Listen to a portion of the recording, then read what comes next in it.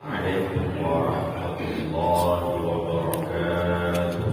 Waalaikumsalam warahmatullahi wabarakatuh. Bismillah, alhamdulillah, wassalatu wassalamu ala sayyidina Muhammad ibn Abdillah wa alihi wa sahabatihi wa man tabi'a sunnatahu wa jama'atahu min yawmina hadha ila yawmil qiyamah. إلى حضرة النبي المصطفى رسول الله صلى الله عليه وسلم وعلى آله وأزواجه وذريته وأهل بيته الكرام، وخصوصا إلى روح مؤلف هذا الكتاب ومن يعاون على نشر هذا الكتاب ويترجم هذا الكتاب، وإلى أرواح جميع العلماء العاملين والفقهاء والمحدثين والقراء والمفسرين وسادة الصوفية والمحققين والتابعين بإحسان إلى يوم الدين.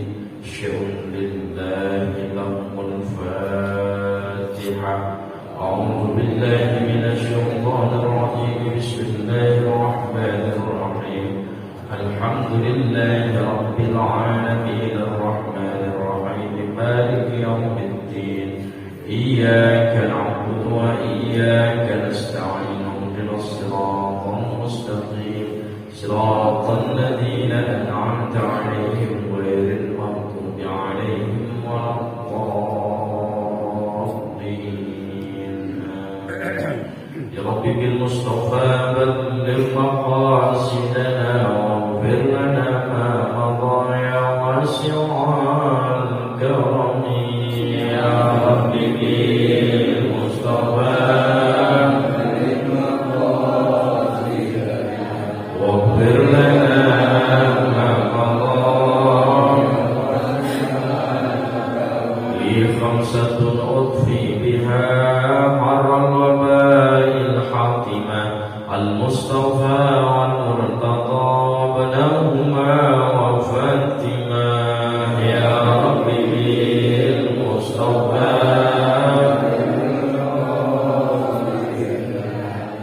واغفر لنا ما مضى.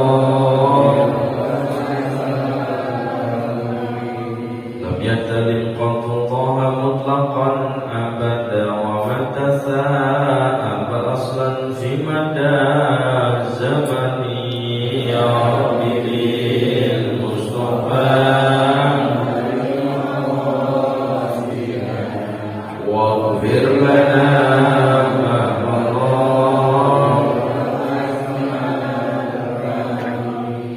من هدى فلم تغرب وما وقعت ذبابة أبدا في جسمه المحسن. يا رب بالمصطفى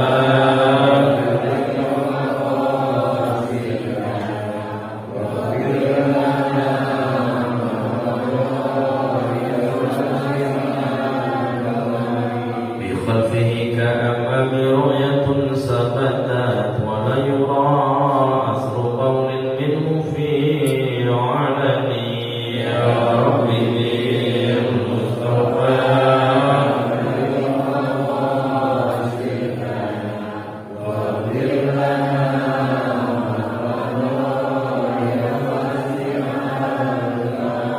وقلبه لم ينل والعين قد نعست ولا يرى ظله في الشمس ذو فطن. يا رب بالمصطفى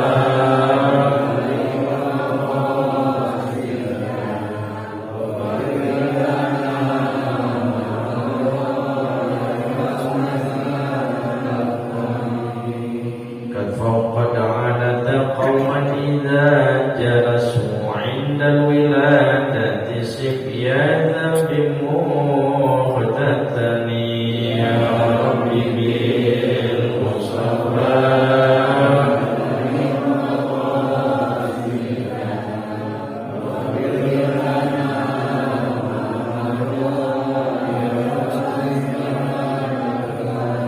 هذه الخصائص فاحفظها تكن آمنا من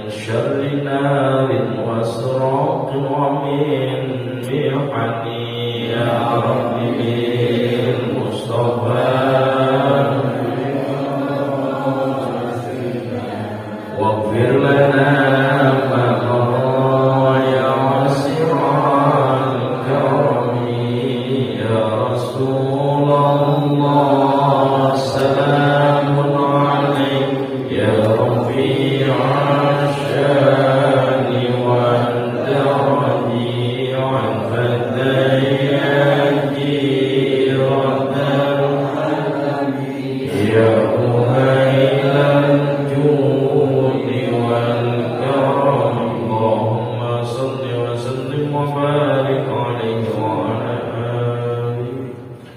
Para hadirin hadirat yang dimuliakan Allah, alhamdulillah, sambil kita niatkan diri kita i'tikaf, nawaitu an a'takifa fi hadzal masjid sunnatan lillahi ta'ala. Kita sambung bahasan kita di dalam kitab hadis Al-Arba'in An-Nawawiyah, dan semoga kita diberikan keberkahan oleh Allah Subhanahu wa taala. Amin ya rabbal alamin. Di kitab saya tertanda hadis ke-13 sudah dibaca tanggal 28 bulan 5.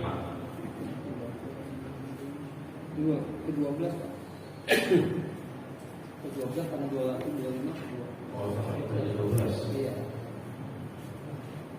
28 bulan 5 yang ke-12. Kan Abi Hamzah yang mengenai baik-baik. Orang yang baik mengerjakan yang baik itu yang ke-12. Iya, ini sekarang 13. Berarti saya salah kasih tanda. Bismillahirrahmanirrahim. An Abi Hamzah Anas bin Malik. Sekarang itu. Iya, Kak.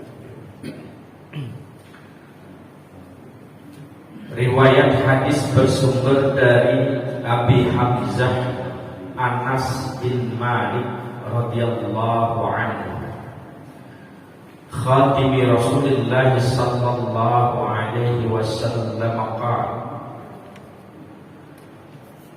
Beliau adalah khadim Rasul sallallahu alaihi wasallam, pelayan Rasul sallallahu alaihi wasallam yang suka membantu keseharian Rasul, menyiapkan air, wudu, sendalnya, pokoknya melayani Rasul, membantu.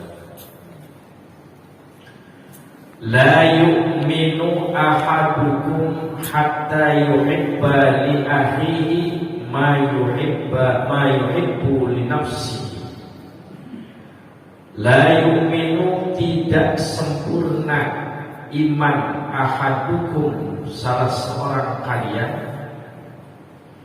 hatta yuhibba, sehingga dia senang, dia cinta, li akhihi, bagi saudaranya, ma yuhibbu li nafsihi, seperti apa yang dia senang untuk dirinya sendiri. Rawahul Bukhari wa Muslimun.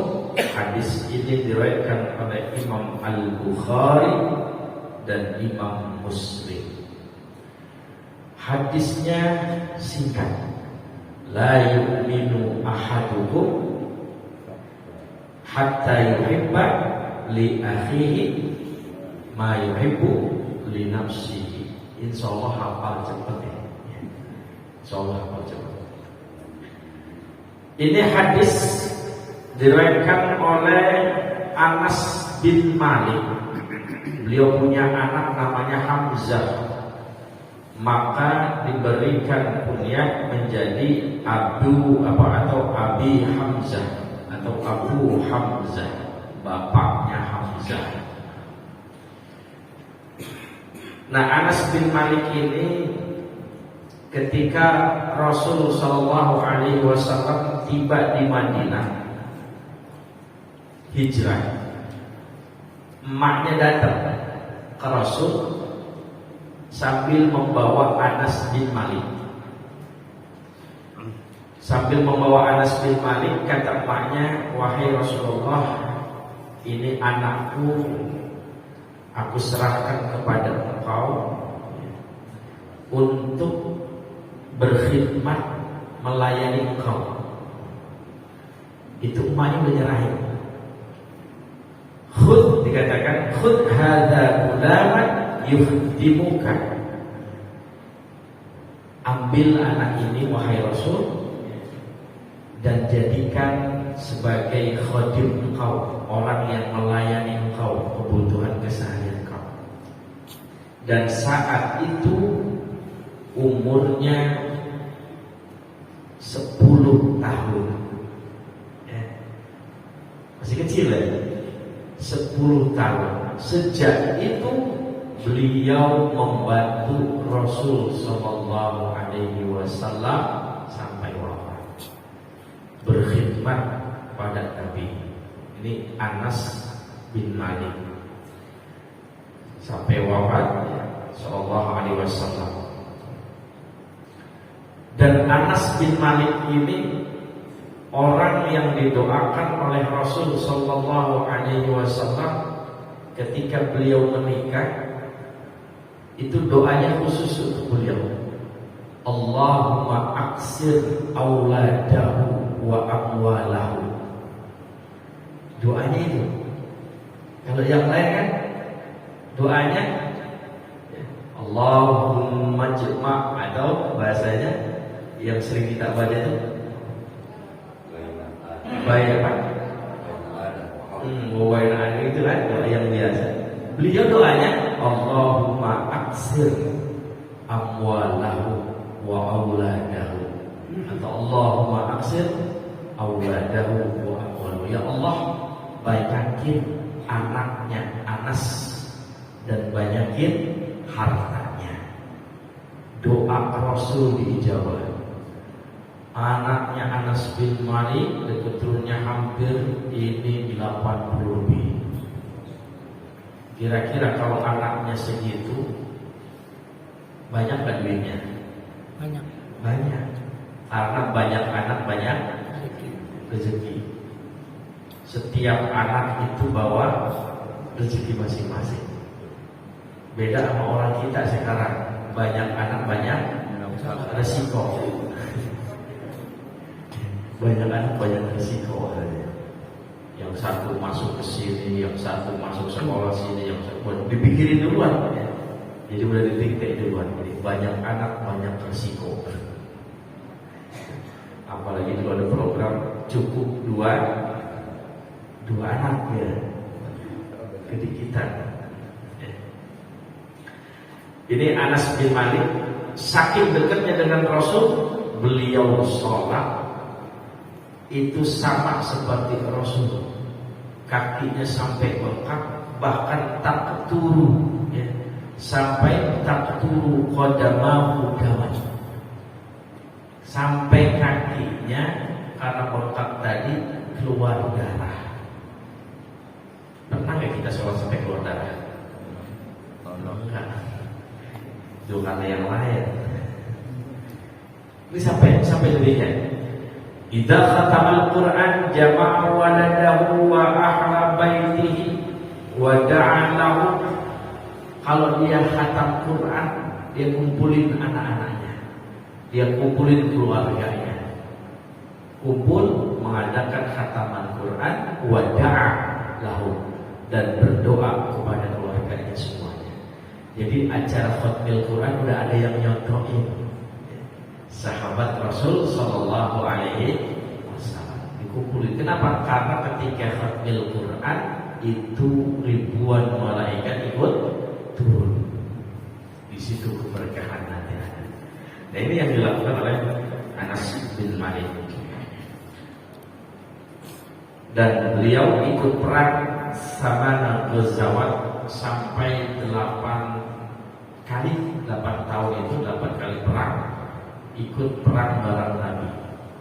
Berarti kan sangat dekat. Kemana Nabi pergi, dia ada di situ. Ini Anas bin Malik. Beliau mungkin di Madinah. Ini Anas bin Malik.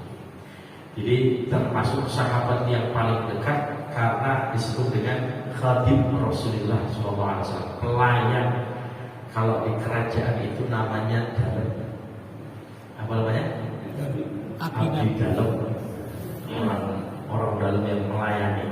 Nah ini beliau ini khadim Rasulullah SAW. Beliau dengar Rasulullah SAW bersabda, la yu'minu ahadukum hatta yuhibba li akhihi ma yuhibbu li nafsihi. Tidak beriman artinya ay la yaqulu imanu ahadikum. Tidak beriman artinya tidak sempurna iman seseorang sehingga dia suka, dia cinta kepada saudaranya sebagaimana dia cinta dan suka untuk dirinya sendiri. Jadi apa yang kita senang ya untuk diri kita, maka dia pun senang untuk saudaranya. Artinya begini, kalau kita ingin memberikan sesuatu saja, kalau kita senang, kita suka, maka kita berikan juga kepada yang lain. Beda halnya sekarang, kalau ada orang, kalau buat dia nggak suka, baru dia kasih ke orang lain. Padahal dia sendiri nggak suka. Nah, kalau ini sudah terjadi pada diri seorang mukmin, ini baru imannya sempurna. Kadang kita kasih seseorang ini yang sudah nggak kita suka baru kita kasih. Makanya kurang pas kalau ada bahasanya ya ada sumbangan pakaian bekas. Jangan ada bekasnya. Kalau mau pakaian layak pakai, artinya masih layak. Saya juga masih pakai. Gitu. Cuma karena memang sunnah setiap kali kita ada baju baru, sunnah yang lama dikeluarin, disedekahkan. Sunnahnya gitu, bukan ditumpuk. Ya, karena kita yang lama belum keluar, ya, yang baru udah masuk. Yang baru masih ada banyak ini, yang lama masih juga ada. Sunnahnya dikeluarkan. Itu sunnah. Bukan yang sudah sobek sebagai tempat pembuangan sampah baru dikasih orang. Hari udah sobek-sobek, udah layak jadi lap, udah layak jadi keset, ini dikasih orang, itu jangan. Makanya kadang-kadang perkataan kita, ya, baju itu pagi itu kita bilang jelek, tapi siang berubah jadi cakep. Ketika kita mau berangkat, misalnya kondangan ke resepsi, kita mau pakai baju, entah suami entah istri, dia bilang apa nih bajunya? Ini udah jelek, ini udah jelek, ini udah jelek. Mau pakai ini juga udah jelek, udah sering dipakai lagi. Pagi-pagi dibilang udah jelek. Siang ada orang yang minta baju, datang ke rumah, apa dia bilang? Ini masih bagus, ini masih bagus, ini masih bagus. Waduh, apa? Belum ada ya. Paginya dibilang jelek, siangnya dibilang bagus. Berubah sendiri itu. Padahal bajunya itu juga. Nah, berarti itu belum terang. La yu'minu ahadukum hatta yuhibba li akhihi ma yuhibbu li nafsihi. Makanya suatu ketika dibilang, ketika ada orang bilang, tadi saya ngaji, katanya berikan yang terbaik kalau ngasih orang. Sampai di rumah, Bu, baju bapak yang itu mana? Saya kasih orang. Ada yang minta, kok dikasih yang itu? Ternyata bapak tadi ngaji, Berikan yang terbaik. Tapi itu baju kesayangan Bapak. Ya sudahlah, amalin ilmu. Berikan yang terbaik, berikan yang itu kita cintai untuk saudara kita, artinya saudara yang muslim, sama seperti halnya kita mencintai itu. Jadi sama ketika kita memberikan oleh-oleh juga, atau kita mau kasih makanan dan sesuatu, ya jangan barang udah nggak enak dimakan kita kasih orang, giliran masih enak nggak dikasih. Maka diukur ke kita, kira-kira kita sendiri senang apa enggak, kira-kira di kita ini kita mau apa enggak. Kita aja nggak doyan, kita aja nggak mau, jangan dikasih orang.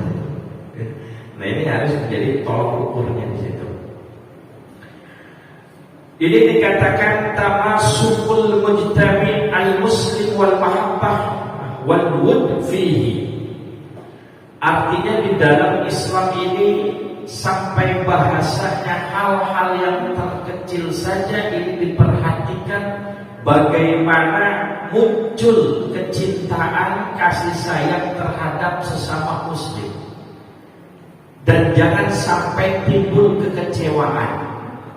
Coba kalau dikasih sesuatu yang dia juga nggak suka, dia aja nggak doyan, kita dikasih. Dia aja nggak senang, kita dikasih. Bahasa kitanya, lu sendiri mau nggak? Di sendirinya aja nggak suka, baru dikasih kita. Nah ini jangan sampai. Maka ada aturan-aturan dalam berinteraksi dengan sesama seorang muslim. Dalam hal terkecil diatur oleh Islam. Sampai tolak ukurnya adalah la yu'minu ahadukum. Sampai tolak ukurnya iman seseorang ini menjadi patokan. Sempurna tidaknya, lihat. Kalau dia lagi berinteraksi dengan sesama muslim, lihat hal kayak begini. Ngasih sesuatu udah sedikit baru dikasih. Dia aja kalau dikasih segitu senang apa enggak? Enggak. Ente aja enggak senang. Maka ini menjadi tolak ukur. Jadi sekiranya dia senang kalau dikasih sama orang, orang lain juga pasti sama seperti itu ukurannya. Ini baru imannya sempurna. Jadi al-imanul kamil. Inna asal iman yatahaqqaqu bi tasdiqil qalbil jazim. Iman itu akan menjadi kenyataan bagaimana kadar keimanannya bi tasdiqil qalbil jazim. Pembenaran yang ada di dalam hati dengan pasti. Jadi iman itu ada di dalam hati, tapi diaplikasikannya melalui tindakan.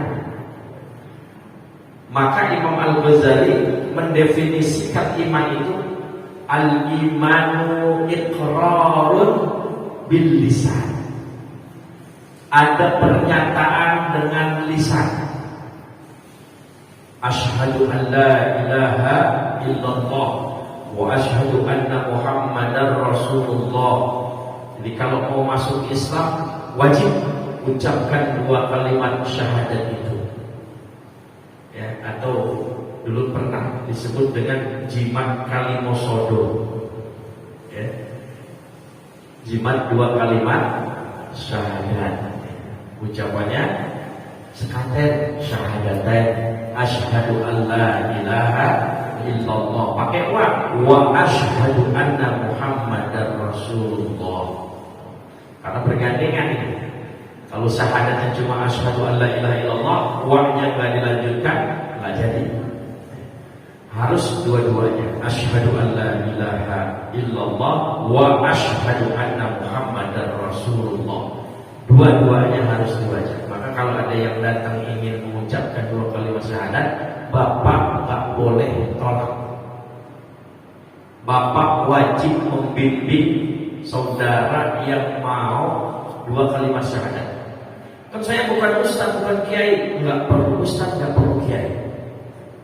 Nanti untuk legalnya belakangan. Yang penting Islamkan dulu, bimbing langsung saat itu juga.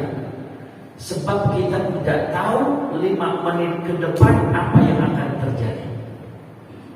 Coba kalau dia sampai rubah pikiran lagi, Pak, nggak jadi deh. Bapak berarti merelakan dia dalam kekafiran. Atau 5 menit ke depan ternyata orangnya mati.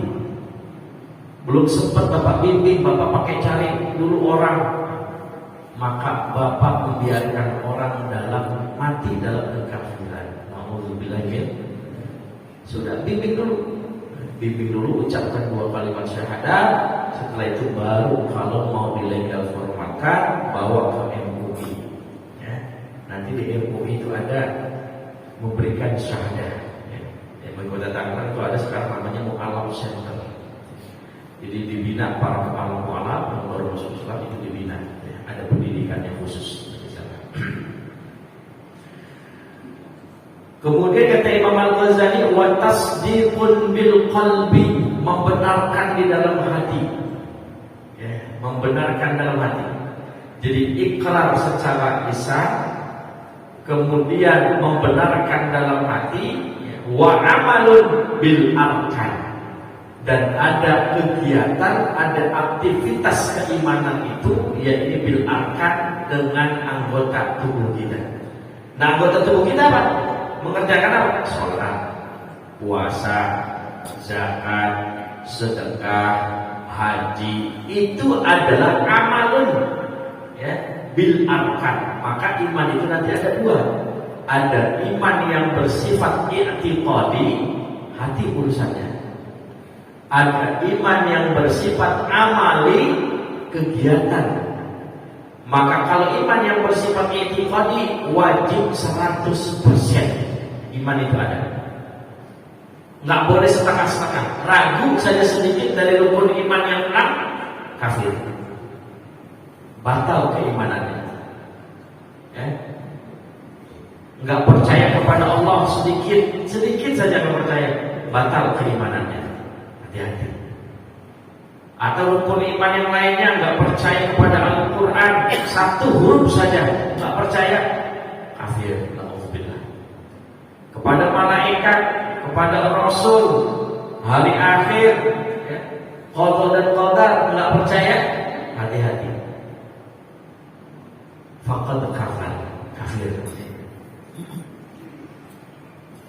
Itu iqrarun bil lisan, tasdiqun bil qalbi, amalun bil arkan. Nah, kalau imannya iman i'tiqadi harus 100%, nggak boleh ada keraguan. Dia ragu, maka nanti bisa kafir. Kemudian ada namanya iman ini iman amali, iman yang bersifat amal.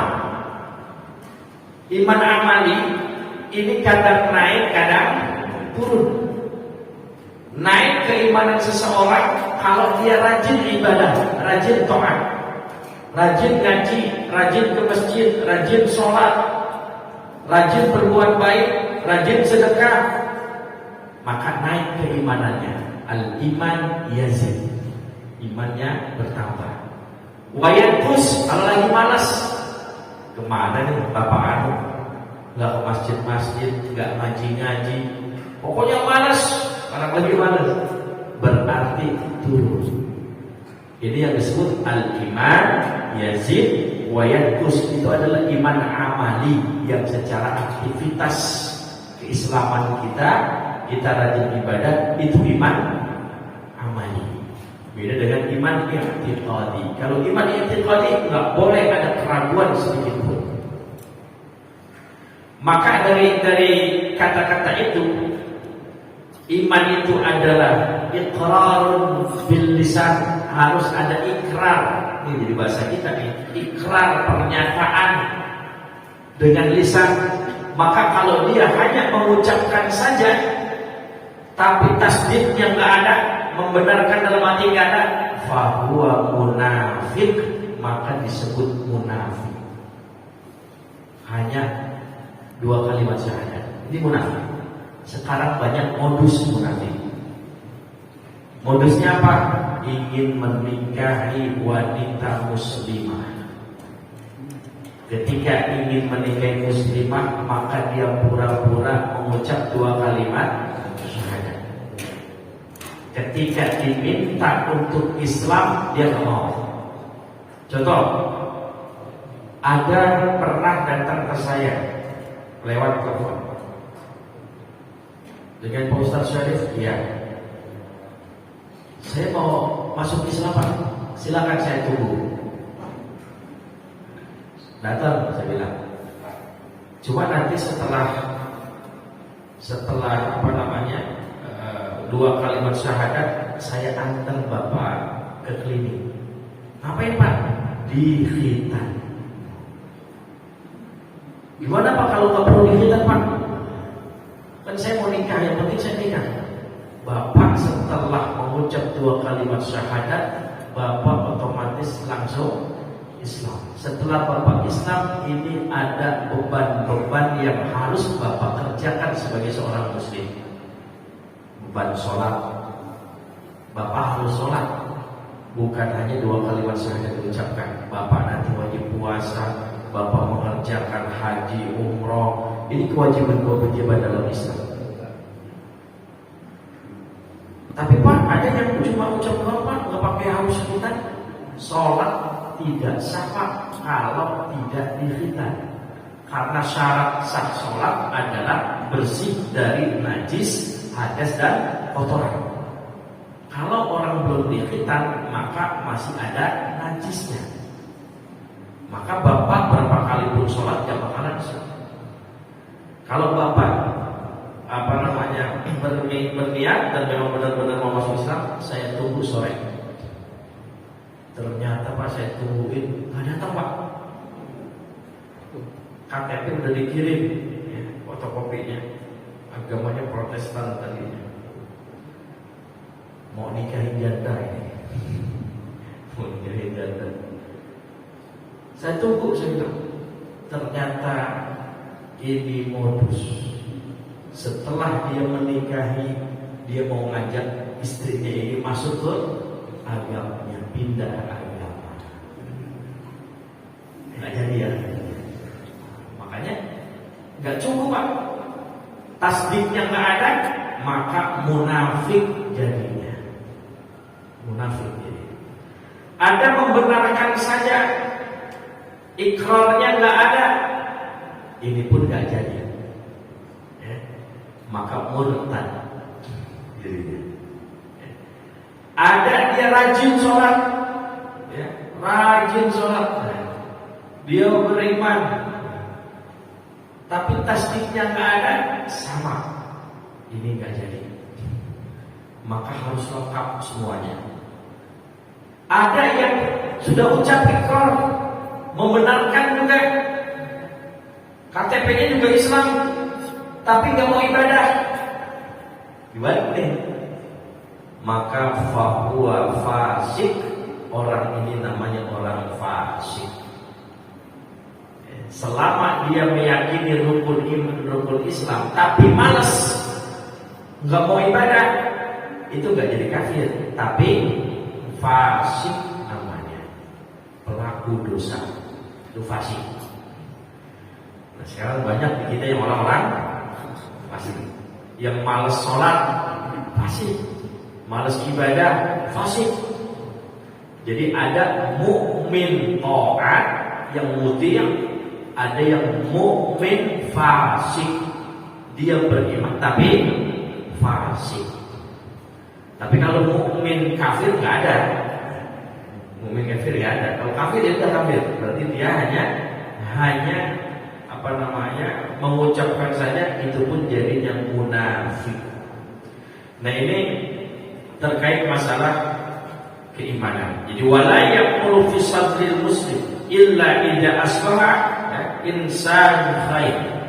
Tidak sempurna menjadi seorang muslim yang sempurna sebelum dia menjadi orang yang baik, sebelum dia dikatakan orang si anu orang baik. Suka kita kan isyhad itu kalau ada orang meninggal ya, Apakah ini orang baik? Baik. Orang dengan sendirinya akan menyatakan bahwa si anu orang baik ketika dirasa memang orang ini adalah orang baik. Kaifa tashhaduna anna hadzal main min ahli khair? Khair. Tapi ketika nggak nerima, enggak, dia orang enggak baik. Dia nggak mau bilang khair, air. Nyebutnya air, nggak mau dia terima. Maka orang baru dikatakan sempurna keimanannya ketika dia sudah menjadi orang baik di kalangan komunitasnya. Maka dulu saya sering katakan tingkatan manusia itu, ya, ada manusia wajib, ada manusia sunnah, ada manusia makruh, ada manusia mubah, ada manusia haram. Ini pernah saya sampaikan belum? Belum ya? Bukan di sini berarti. Manusia wajib itu manusia yang ketika dia berada di tengah-tengah masyarakat ini keberasa enak, keberasa aman, nyaman, sejuk, apalagi adem kalau ada dia, kemudian dihormati, dieluk-elukan. Ketika dia nggak ada, dirindukan. Oh, kalau masih ada bapak anu,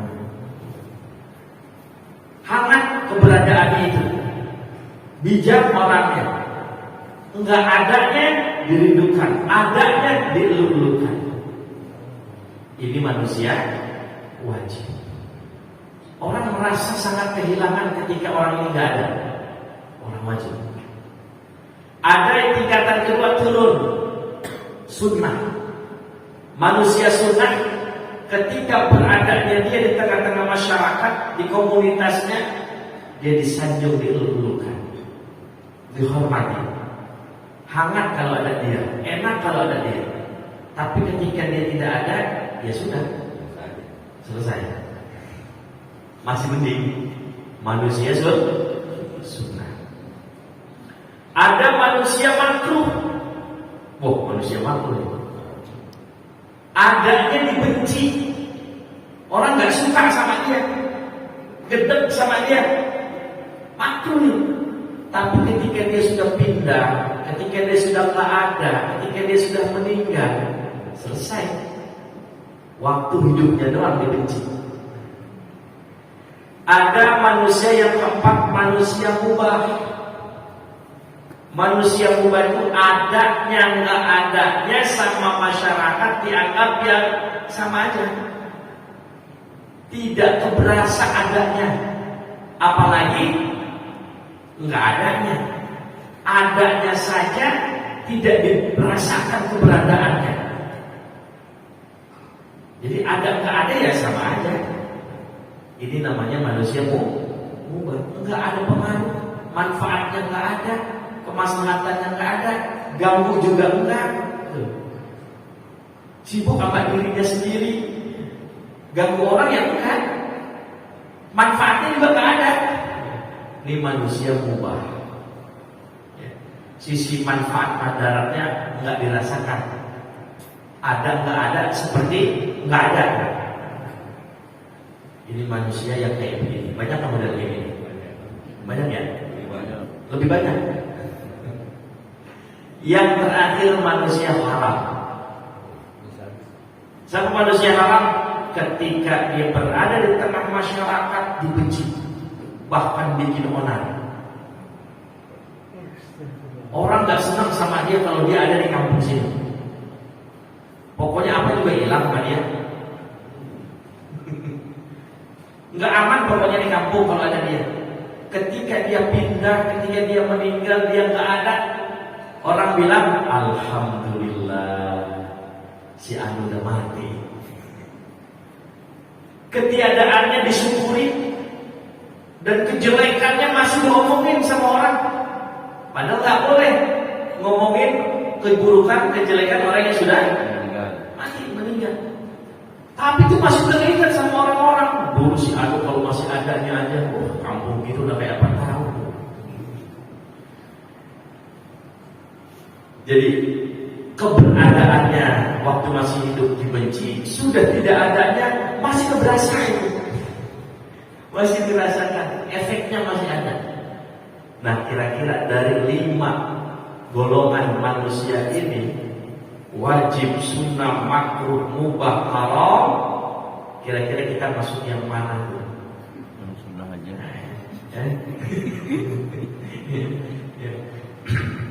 Kalau kita dicariin orang, kita tinggal introspeksi diri.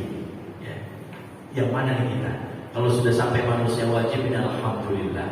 Ya minimal itu ya sunnah. Ya. Kalau mubah, seorang mukmin jangan kayaknya. Manfaatnya nggak dirasakan, kebaikan yang nggak dirasakan, yang dirasakan yang apa? Nggak ada. Orang buat dirinya sendiri, ada nggak adanya sama aja. Bahkan keberadaannya dianggap seperti tidak ada. Ya. Ini terkait masalah al-mu'minul kamil, seorang mukmin yang sempurna. Maka ifadatul hadis di sini adalah al-hasu ala tilafi qulubin nas, anjuran menjadi orang baik di hadapan manusia. Maka Allah akan balas kebaikan itu. Allah nggak tidur, ya. Allah bicara gitu ya. Wal amal ala intizami ahwalihim hada min ahammi ma ja'a al-Islam min ajlihi wa sahyi ilaihi. Bahwa ada amal, ada perbuatan, ada hal yang mesti dilakukan yang berupa kebaikan kepada orang lain. Ini akan ada manfaat baliknya untuk ke dia. Ini yang disebut dengan amal soleh. Kenapa disebut amal soleh? Tidak amal khair. Khair kan baik, tapi disebutnya amal soleh. Karena amal soleh itu akan kembali kepada dia. Soleh itu kan artinya yang layak, yang pantas, yang bagus. Maka ketika orang melakukan amal yang ia itu adalah kebaikan dan kesolehan, maka efeknya akan kembali kepada orang itu. Itu namanya amal soleh.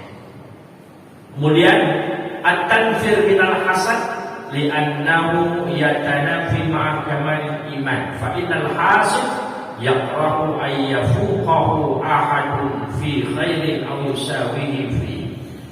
Bahwa kita diminta untuk menghindari atau menjauhi yang namanya penyakit hasud, iri, dengki. Kalau kita sudah memberikan yang terbaik untuk orang lain, berarti kita ini jauh lebih baik dibanding orang lain. Kenapa? Orang ngasih jelek ke kita balas dengan yang baik.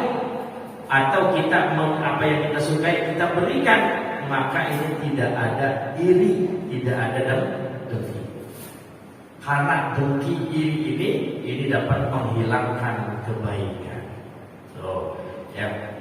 Jadi dikatakan juga al-iman yazid wa yanqus, taziduhu fit ta'at wa tanqusuhu fil ma'siyah. Iman bisa nambah dengan adanya ketaatan. Kita lakukan hal seperti ini, ada kebaikan, ada kemanfaatan, maka iman kita nambah. Kita nggak kerjain, yang adanya adalah maksiat, dosa, maka iman kita merosot. Ya, jadi terjadi inflasi iman itu, ya, dia bisa naik fluktuasinya kalau dia rajin. Dia malas kepada, maka akan turun merosot nilai keimanannya. Maka dikatakan menjadi orang baik itu gampang sebenarnya. Tapi kalau naik menjadi orang manfaat, ini jauh lebih sulit. Kalau jadi orang manfaat butuh pengorbanan, butuh korban waktu, korban tenaga, korban pikiran, korban biaya, bahkan sampai korban nyawa. Itu untuk menjadi orang manfaat. Tapi kalau jadi orang baik, bapak diem saja, bapak nggak bergerak, bapak nggak bertindak, bapak nggak berucap, bapak sudah dicap sebagai orang baik, selesai. Si Anu mah enggak, diam orangnya, diam yang nggak bergerak, diam yang nggak berucap, itu selesai, nggak ganggu orang. Ya. Jadi orang baik. Tapi kalau untuk jadi orang bermanfaat, ini harus butuh pengorbanan, bahkan sampai korban perasaan. Ya. Itu saja para hadirin, bapak-bapak, hadirat ibu-ibu, yang mudah-mudahan kita diberikan kesehatan panjang umur, luas rezeki, istiqomah dalam ibadah kita, dan kita ditakdirkan dalam keadaan husnul khatimah ketika kita mengakhiri hidup kita nanti. Itu saja. Kalau ada yang mau disampaikan silakan. Sekarang bapak ibu yang mau disampaikan, mau ditanyakan? Oh nggak ada, saya awali Pak Ustaz. Silakan. Kita kan katanya dari hadis ini tadi harus berbaik dengan saudara kita seperti kita mencintai diri kita sendiri. Nah, yang dipertanyakan membedakan kewajiban kita saudara muslim dengan saudara kandung kita, Pak, ibu bapak, banyak kewajiban kita bagaimana? Iya. Ada namanya kerabat, zawil qarabah, dan ada juga namanya zawil arham, yang masih satu kandung, satu rahim, saudara kandung. Ada kerabat, ini masih saudara dekat famili. Kemudian ada saudara sesama muslim, pasti ini berbeda. Di dalam membahas tentang tetangga, Rasul Shallallahu Alaihi Wasallam membagi 3 hak dalam bertetangga. Ada hak yang cuma satu haknya. Siapa? Dia hanya punya hak bertetangga. Dia adalah orang kafir, orang non muslim. Haknya cuma satu, tetangga saja. Ada yang punya tetangga ini 2 hak. Siapa? Dia tetangga kita, haknya ada hak bertetangga. Dia muslim, haknya sebagai muslim, saudara seagama, seakidah, haknya 2. Ada tetangga yang memiliki 3 hak. Artinya kalau memiliki 3 hak berarti kita mempunyai 3 kewajiban terhadap dia. Dia sebagai hak, kita sebagai kewajiban. Haknya dia, kewajiban kita, 1 hak sebagai tetangga, 2 hak sebagai sesama muslim, 3 hak sebagai saudara sekandung atau kerabat, ya, entah paman, ya, pokoknya masih satu kandungan. Maka haknya 3. Maka sampai dibahas oleh ulama, ini kalau 3-tiganya ngundang bareng, acara bareng, pas tanggal 25 bareng, jamnya bareng lagi. Yang ini ngundang, ini ngundang, ini ngundang, 3-tiganya tetangga. Siapa yang kita dahulukan? Yang haknya 3. Siapa yang haknya 3? Dia tetangga kita, dia sesama muslim, dia saudara kita, masih kerabat famili. Makanya wajar kalau ada orang, Pak, saya ngundang Bapak nanti acara. Oh, saya juga berbarengan, ada acara keluarga. Ya. Kenapa haknya 3? Oh, saya ada acara keluarga, nggak bisa. Karena keluarga jauh lebih penting ketika bertetangga itu. Beda halnya ada tetangga jauh, ya, ini yang lebih dekat. Atau ada saudara jauh tinggalnya, ada tetangga sini, maka dahulukan tetangga sini. Ini kan kalau cerita, dia tetangga juga, dia saudara muslim juga, dia saudara kandung juga, dahulukan yang 3 haknya ini. Itu. Yang lainnya, bapak-bapak masih ada, baru dari ibu-ibunya, saya Ahmad.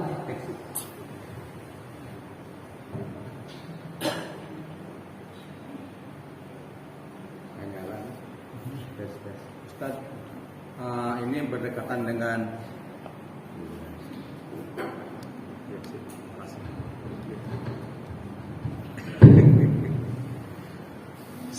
Ustaz, ini berdekatan dengan Idul Kurban. Ini pertanyaan agak sedikit keluar dari tema hari ini. Biasanya Idul Kurban itu Pak banyak panitia, artinya yang bekerja membantu pemotongan hewan tersebut. Pertanyaan saya, ketika panitia mengambil daging atau mengambil katakan tulang iga untuk dimasak dan akan dimakan oleh panitia kurban, itu gimana hukumnya Pak? Terima kasih. Hukum panitia mengambil, artinya bukan mengambil nggak sah ya. Atau bahasanya dari panitia sepakat kepalanya dijual, buntutnya dijual, kulitnya dijual, ya. Ini boleh. Yang tak boleh yang korban, ya. Bapak A ini korban, ya. Bapak Anu korban, kepalanya nanti mau kemari ya Pak, ya, saya mau jual. Itu nggak boleh. Berarti dia korban tanpa kepala. Atau untuk jadikan upah, itu nggak boleh, ya. Karena sunnahnya korban itu potong sendiri. Ketika dia nggak bisa, dia berwakil sama panitia. Pak, nanti upahnya ambil dari situ aja Pak, ambil kepalanya. Jadi itu tukang jagal, ya, motong sapi, pulang bawa kepalanya, boleh nggak? Kalau bawa kepalanya boleh. Ya, masa nggak bawa kepala dia pulang? Ya. Bawa kepala sapi kalau sebagai upah nggak boleh. Makanya kalau dalam patungan itu ada dana operasional khusus. Maka misalnya patungannya 3.500.000 untuk sapinya, maka nanti operasionalnya 200.000 per kepala misalnya, dilebihkan. Jadi ada dana operasional, ngambil dari situ. Nah kalau untuk masak tadi ngambil dagingnya, ngambil ininya, dimasak untuk panitia, boleh. Kenapa? Karena orang yang menyerahkan kurban ini sudah menyerahkan ke panitia. Jadi bukan lagi milik si pengorban. Yang nggak boleh itu, yang korban itu nggak boleh jual, nggak boleh dijadikan upah, untuk yang motong itu untuk yang korban. Kira-kira kalau yang korban ngasih gitu aja atau ada syaratnya? Ngasih aja kan? Ngasih Pak dari Bapak Anu berapa ekor?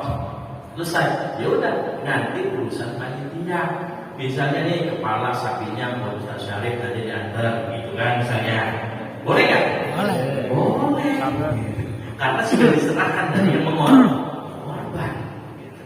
Yang nggak boleh kalau dia jual, itu nggak boleh. Ya, udah. Terima kasih. Cukup ya, masih ada? Kalau nama sedikit sekali ini Pak, korbannya Pak Ustaz ya. Kalau yang berkorban Pak, saya ini korban kambing, cuma saya nggak makan kambing, jatah saya sebagai pengorban, jatah sapi boleh nggak? Boleh. Nah, cukup kalau gitu Pak Ustaz ya. Kita itu dengan doa dulu Pak. Bismillahirrahmanirrahim.